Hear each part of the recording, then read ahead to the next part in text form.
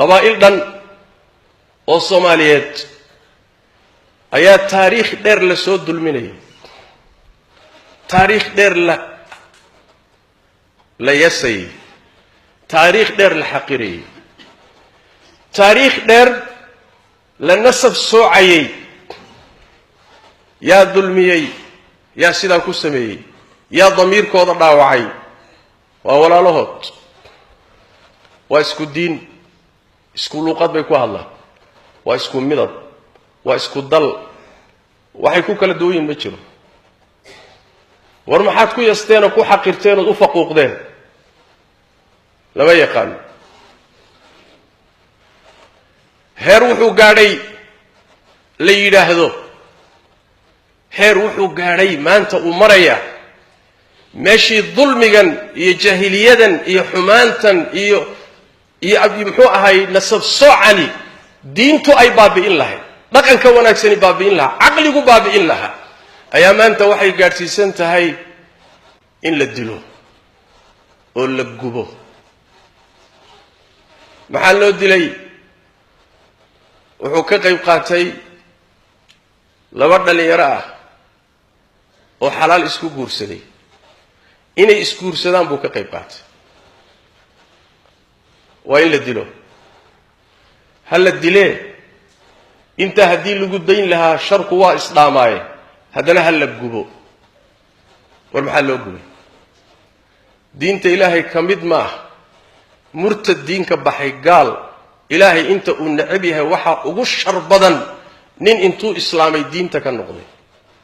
kaa laftiisa in la gubo ma aha. gaalka asalka gaalnimadiisii weli ku sugan ee dagaalamaya ee muslimiinta laynaya, markii laga xoog bato in la gubo ma aha.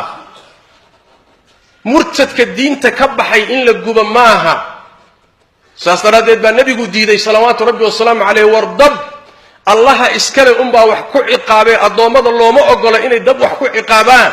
war dembiguu galay weynaa ilaa la gubo. maxaa loo gubi? maxaa loo gubi? calashaani wax weeyaan waa jaahiliya, waa jaahiliya. ceeb bay inugu tahay, wejigeenna saaran, taariikhdeenna iyo sharafkeenna dhaawac weyn bay ku tahay in dad walaalaheen ah oo inala diin ah oo inala dal ah oo inala midab ah oo inala luqa ah oo waxba inagaga duwanayn, in dhexdeenna aan yasnoon xaqirno oo lagu ciyaaroo la dulmiyo taariikhda intaa leeg maantana ay socoto. ceeb weyn bay inugu tahay. muslimiin bay ceeb inugu tahay, soomaalina ceeb bay inugu tahay. dhaqanaadu liito waayo, wax caqligu aqbali kara maaha, wax damiirku aqbali kara maaha. dulmigaasi in la baabi'iyo waa laga maarmaan. dulmigaasi in la baabi'iyo waa laga maarmaan. taariikhdaa dheer soo jiray, kafaaro kale ma leh ilaa in laysugu tago sidii loo baabi'in lahaa mooyaane. annaga saasaan u galaynaa, gaaladiina waa u gacan haadinaysaa. bal cajaa'ibtan arag, gaalkii iyo hay-adihiisii xuquuqdu way u gacan haadinayaan. waxay leeyihiin walaalihiin baa idin dulmiyey, annagaa cadaalad idiin samaynayne noo imaada. annagiina waxaad aragteen baan ku samaynayna. madaxiina kor u qaada. muslim baa tihiin, ilaahay baa idin sharfay, kor u qaada. ha u istislaamina, hana isu dhiibina, hana u hoggaansamina. mar walba isku daya inaad xuquuqdiinnana dhacsataan, rumaysaanna inaad bini aadamka maadaama muslimiin aad tihiin ugu sharaf badan tihiin.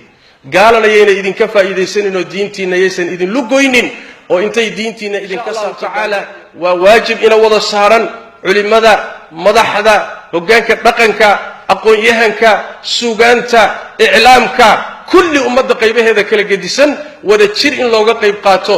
barnaamij istiraatiiji oo dulmigaasi ummadda lagaga saarayana in la sameeyo oo aan xamaas iyo caatifo ku salaysnayn. waajib sharciyo ina saaro wey. ilaahayna ruux kasta qaybta kaga aadan buu kala xisaabtami doonaaye. saluu wasallimuu calaa khaatami alanbiyaai walmursaliin. allahuma salli wasallim wabaarik calaa cabdika warasuulika muxamed wacala aalihi